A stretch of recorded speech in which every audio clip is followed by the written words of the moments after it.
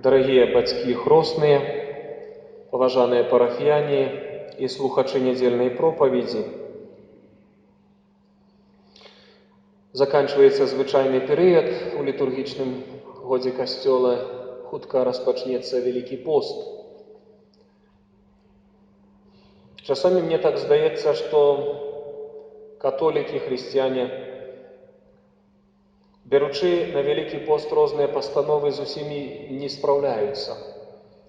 І часамі так выглядае, што тое, што мы пастанаўляем на Вялікі пост, бяром на сябе нейкія абавязкі, нас больш разачароўваюць, але не духоўна падносяць. Таму ж на пачатку заклікаю, каб вы разважліва падходзілі да посту. Не бралі сабе такую планку, которую не можаце перапрыгнуць. Навошта? Не такі пост мілы Богу. Быць можа, хачу звярнуць вашу увагу на сённяшняе другое чытанне. Во гэта нам было б больш патрэбнае, пра што кажа святы Павел апостал. Вельмі простыя рэчы, не трэба вялікай філасофіі, не трэба вялікіх вырачэнняў. Але што кажа апостал? Браты, ці ясцё, ці п'яцё, ці нешта робіце, усё рабіце на славу Божую. Вось гэта няхай будзе нейкім чынам для вас заклікам, мае дарагія хрысціяне, каб перажываць, будучы пост вялікі, усё на славу Божую.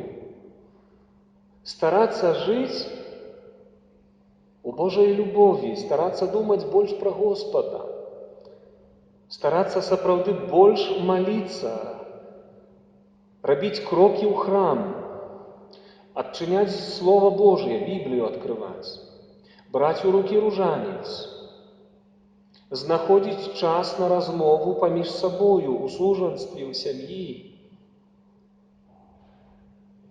Павел заклікае да таго, каб мы нашу штодзённасць, штодзённасць, наш быт, пранікалі Божай славы. Усё рабілі для Божай славы. Простая рэч, не? Далей ён што кажа?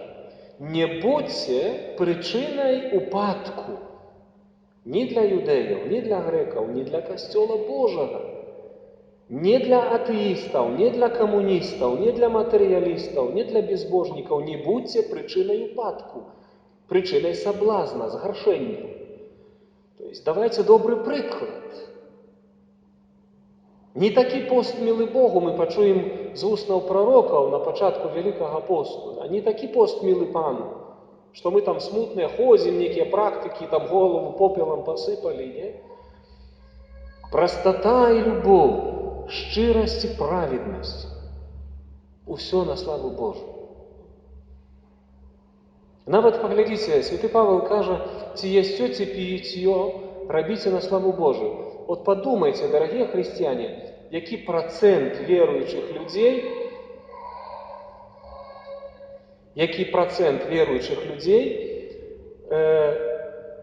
моліцца перад ежай і дзякуе Богу за тое, што ён паеў. За хлеб штодзённы. Мы глядзім толькі, ведаеце, такія амерыканскія фільмы, у которых бачым, як пратэстанты сядаюць, бяруцца за рукі за сталом, і дзякуюць Пану Богу за тое, што Гасподь даў ім хлеб. А мы, католікі, мы саромімся перажагнацца, зрабіць знак крыжа перад ежай. А гэта павінен звычайна рабіць тата ў сям'і. Мы сядаем за стол, ён запрацаваў на гэты хлеб, бацька запрацаваў на хлеб. Але калі б бацька не быў здаровы, не меў бы працы, і хлеба не было б.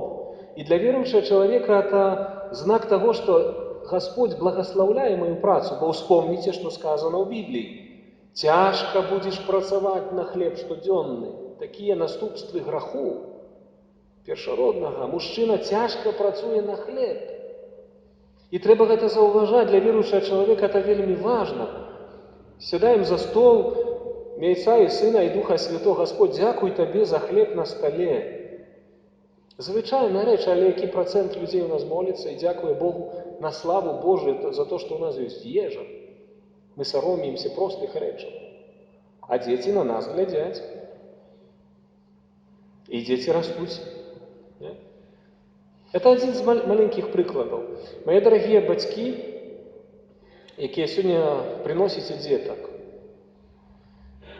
І ўсе бацькі, которые слухаеце зараз мяне, і в інтэрнэце будзеце слухаць. Аб чым вас хочу папрасіць? Стварайце ў сям'і асяроддзе любові, Бога і бліжняга.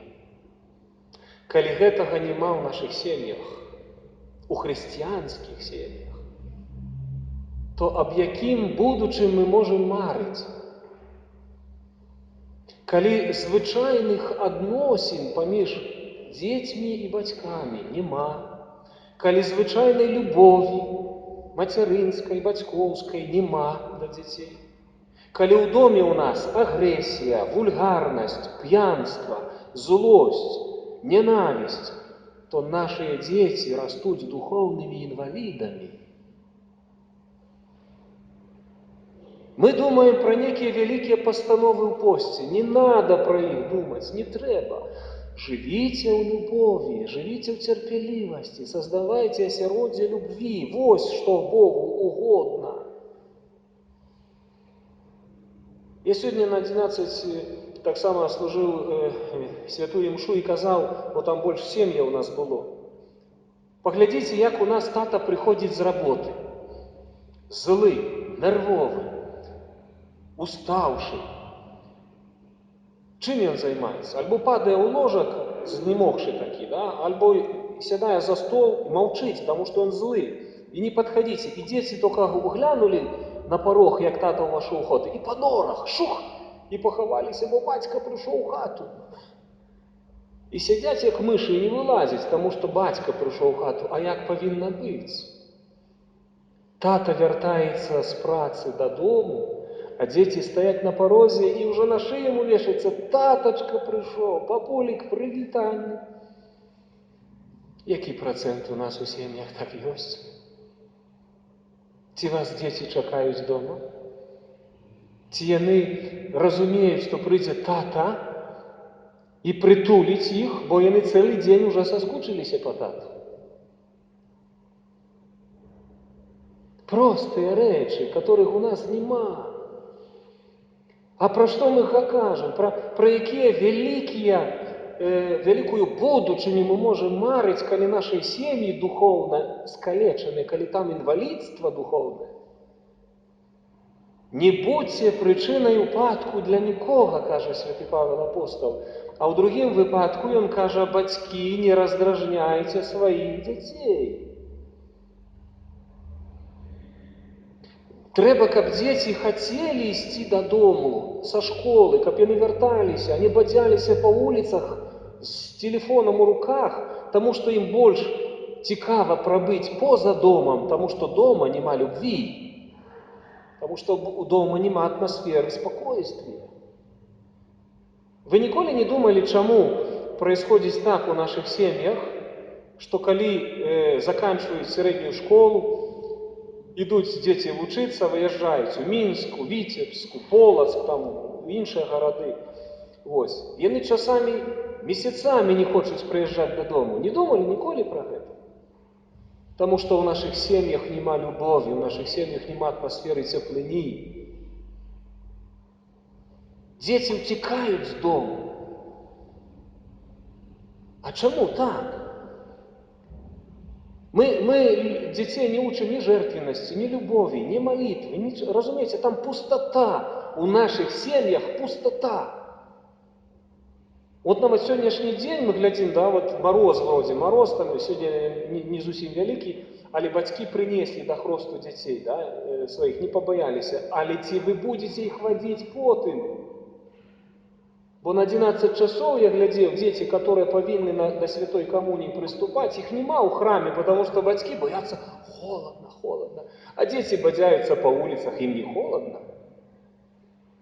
Разумееце, у нас усё перавернута з таго, што ў нашых сэрцах няма любові да Бога і бліжніх. Мае дарагія сужанцы, вы, вашы адносіны паміж мужам і жонкаю, вы не забывайцеся, што дзеці на вас глядзяць ва ўсім, яны чувствуюць вас, яны адчуваюць вас. І калі ў вашых сэрцах няма любові, калі у вас толькі канфлікты, і вы проста жывеце ради дзяцей у сужэнстве, это катастрофа. Вашы дзеці інваліды духоўныя. Яны будуць уцікаць з вашага дома. І пра якія вялікія рэчы мы можам марыць? Не будьце прычынай упадку ні для кога, асабліва для дзяцей. Не саблазняйце дзетак.